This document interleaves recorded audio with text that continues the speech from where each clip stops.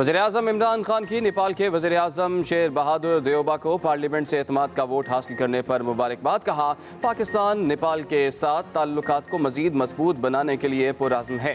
बाहमी दिलचस्पी के मामलात पर नेपाल हुकूमत के साथ मिलकर काम जारी रखेंगे।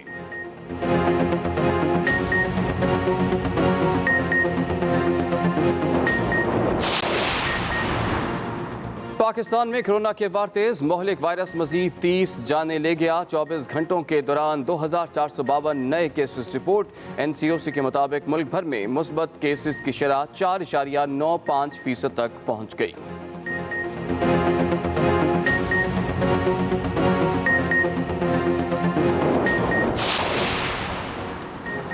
गुजरावाला के इलाके जंडियाला बागवाला में डकैती मुज़ाहमत पर 2 अफराद जख्मियों में दुकान मालिक तैयब और एक डाकू भी शामिल। 2 डाकू फरार होने में कामयाब। डाकुओं ने पहले LPG शॉप पर वारदात की, फिर स्पेयर पार्ट्स की दुकान पर गए, जहां डाकुओं और दुकान मालिक के दरमियान मुज़ाहमत हो गई। डाकुओं की मोटरसाइकिल पर आने की फुटेज सामने आ गई।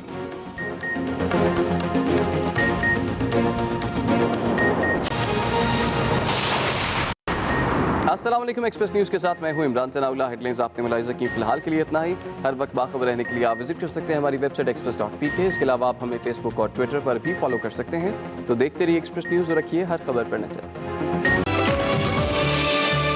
एक्सप्रेसो में आपको एक बार फिर से खुशामदीद। शो के दूसरे हिस्से में दाखिल हो चुके हैं और अब बारी है हमारे सेगमेंट की। सेगमेंट निकले तेरी तलाश में, और इसमें मुंतकिल तैर जदीद के हवाले से बात हो रही है। मुस्तनसर हुसैन तारड़ साहब की किताब और वकार अहमद मलिक कंडक्ट करते हैं। सो देखते हैं आज क्या बात होती है।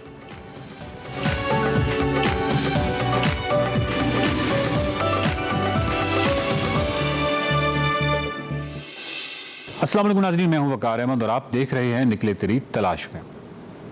तारड़ साहब से उनके नावल मंतकुल तैर जदीद पर गुफ्तगू का सिलसिला जारी है। उनसे सवालात हम कर रहे हैं मंतकुल तैर जदीद के हवाले से। तारड़ साहब, इन्हीं सवालात का सिलसिला हम जारी रखते हैं और आपसे सवाल ये है मंतकुल तैर जदीद के हवाले से। आपसे सवाल ये है कि इल्म का एक ज़रिया तो सर साइंस है, यानी हिस्सियात के जो तजर्बे में जो चीज़ें आती हैं, जो काबिल मुशाहिदा होती हैं, जिनको जो रेप्लिकेट हो सकती हैं, जिनको दोहराया जा सकता है, उनको हम साइंस कह लें, तो एक ज़रिया इल्म ये हो गया।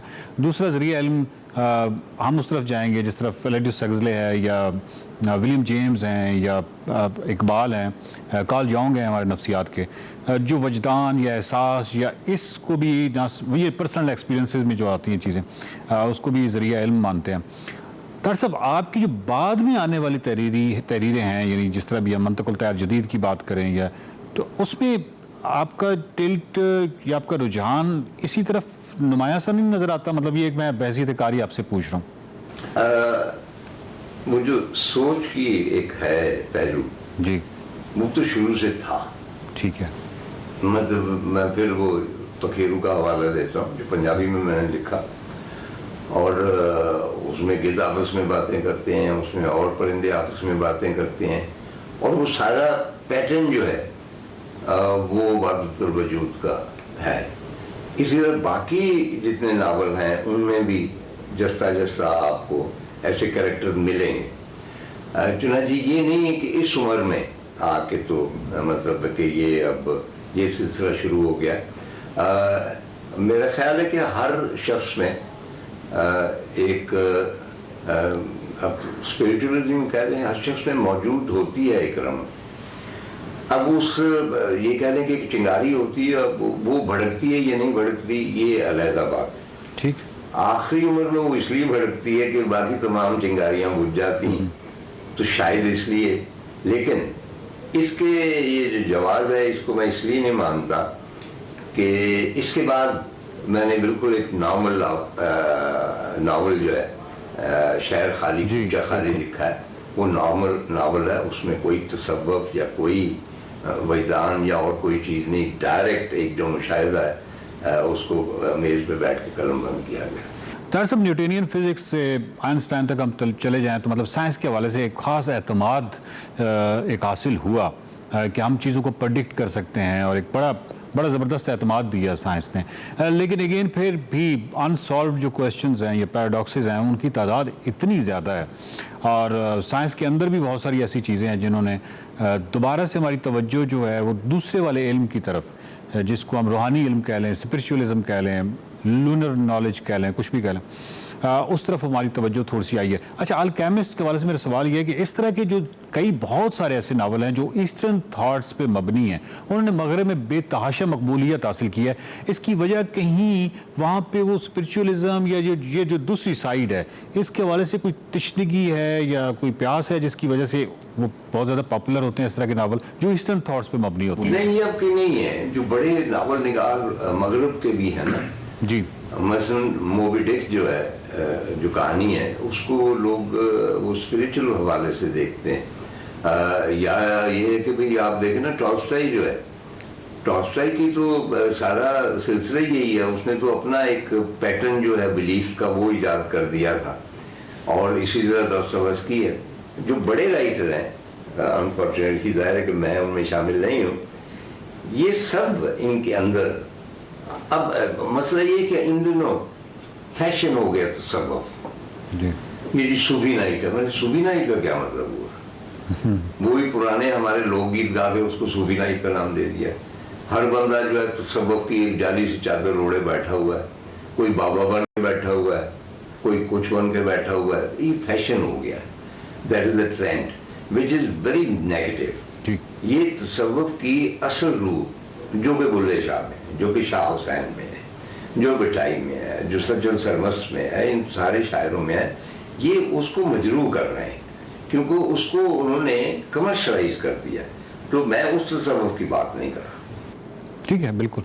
दरअसल तुर्की या फ़ारसी ज़ुबान में अगर आपके नावलों का, मैं मंतकुल तैयार जदीद की बात करता हूँ, मंतकुल तैयार जदीद का अगर तुर्की या फ़ारसी में तर्जुमा हो जाए इन ज़ुबानों में, आपको नहीं लगता कि तुर्की और फ़ारसी यानी तुर्की और ईरान में आप बेतहाशा पॉपुलर हो सकते हैं?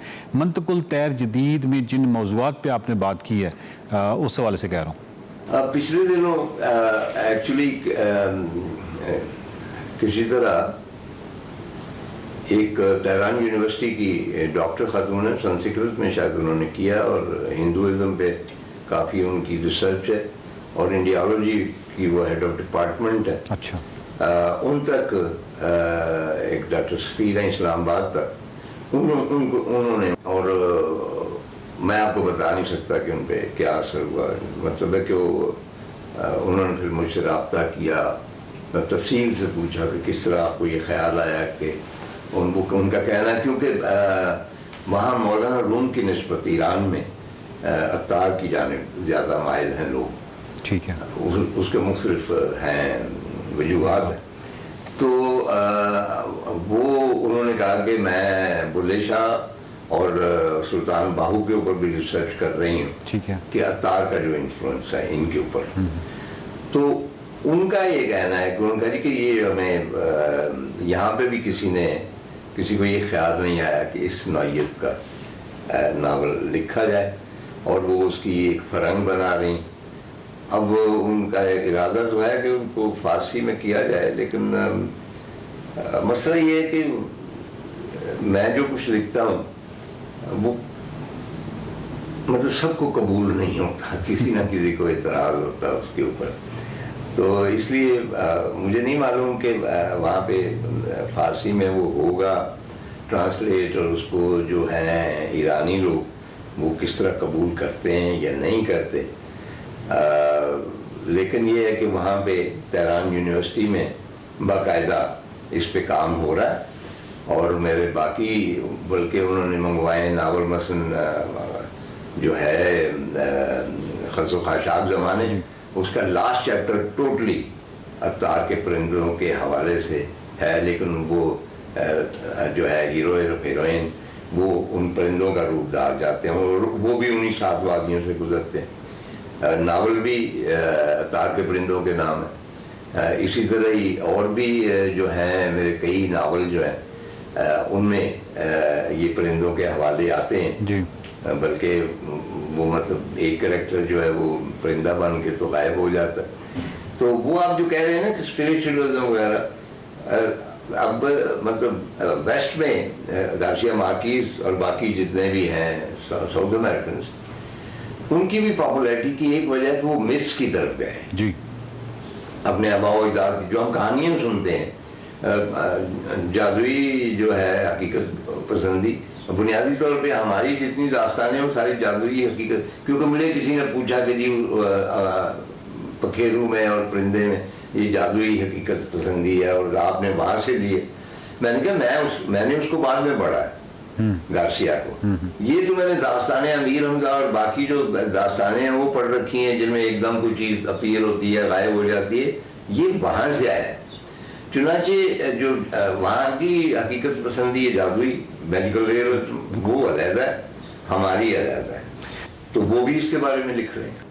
طاہر صاحب آپ کی ایک بہت بڑی اور پرائمری اور بنیادی شناخت کہنا چاہیے ایک سیاح کی بھی ہے، ایک ٹورسٹ کی بھی ہے۔ آپ کا یہ جو ناول ہے منطق الطیر جدید، اس میں ہم دیکھ رہے ہیں کہ وہ پرندے جو ہیں وہ ان کو آپ سیاح ہی کہہ لیں، یعنی ایک ٹورسٹ ہے۔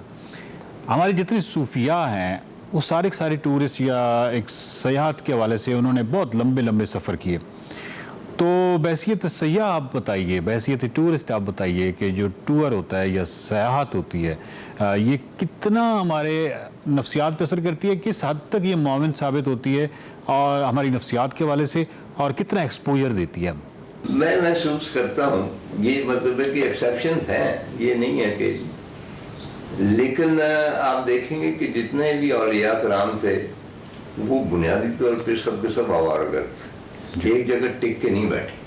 آپ ان کی حیات کا مطالعہ کریں کہ وہ کہاں سے نکلتے ہیں اور کہاں جاتے ہیں اور کدھر پہنچتے ہیں۔ دیکھیں نا مولانا روم جو ہیں وہ بلخ سے نکلتے ہیں، بلخ میں وہ پیدا ہوئے، اور اس کے بعد مطلب نیچے آتے ہیں، تبریز وغیرہ میں آتے ہیں، اس کے بعد دمشق بھی جاتے ہیں، اس کے بعد فائنلی ترکی میں کونیا میں جا کے سیٹل ہوتے ہیں۔ اس کے علاوہ بھی وہ بہت سارے خطوں میں، اسی طرح آپ کسی بھی بڑے صوفی کو لے لیں، بابا نانک کو لے لیں، بابا نانک نے بھی پورا ہندوستان بھی گھوما، عرب ورلڈ میں بھی گئے۔ کسی بھی بڑے صوفی کو آپ لے لیں، اس کے اندر ایک مطلب جو آوارگی کی حص ہوتی ہے، وہ کیوں ہوتی ہے؟ کیونکہ وہ اپنا جو ایک جس سچ میں وہ رہ رہا ہے وہ اس کو بریک کر کے دوسرے سچ کی جانب جانا چاہتے ہیں، اور وہ تبھی ہوگا جب آپ اپنا مقام چھوڑیں گے اور کسی اور مقام پہ پہنچیں گے۔ تو اس میں مجھے ایک چینی حکایت یاد آتی، میری بڑی فیوریٹ ہے، کہ ایک عقاب ایک مچھلی کو چونچ میں دابے اڑان کر رہا تھا، تو وہ مچھلی کھسک گئی اس کی چونچ سے، وہ سیدھی نیچے ایک کنواں تھا اس میں جا، کنویں میں چند مینڈک رہتے تھے، وہ درام سے ایک چھوٹی سی مچھلی تھی، وہ آ کے گری نا، تو مینڈک بیچارے حیران کہ یہ کیا چیز آ کے گری۔ اس کے بعد اس نے تیرنا شروع کیا، انہوں نے مچھلی دیکھی نہیں، تو انہوں نے مجھ سے اس سے پوچھا، میں کہہ رہا ہوں مجھ سے، ویسے میں بھی کوئی مچھلی، تو اس سے پوچھا کہ بھئی تم کہاں سے آئی؟ اس نے کہا میں دریا سے آئی۔ انہوں نے کہا دریا کیا ہوتا ہے؟ وہ کہتا ہے اس میں پانی ہوتے ہیں۔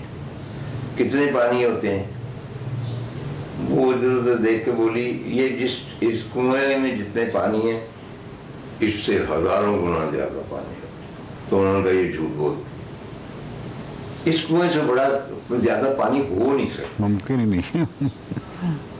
تو وہ جو ہے نا کہ اگر آپ اپنے کنویں میں رہیں گے تو آپ نے دریا نہیں دیکھا ہوگا، تو آپ اسی کے اوپر قناعت کریں گے نا۔ اور صوفی جو ہے وہ کائنات پوری پر محیط ہوتا ہے، اس کا تھاٹ پروسیس جو ہے وہ جب تک اس کائنات میں گھومتا پھرتا نہیں، اس کو ایکسپیرینس نہیں کرتا، اس کی ڈیپتھ کو نہیں پہنچ سکتا۔ ناظرین آپ دیکھ رہے تھے نکلے تیری تلاش میں، اور ہم بات کر رہے تھے کتاب منطق الطیر جدید پر۔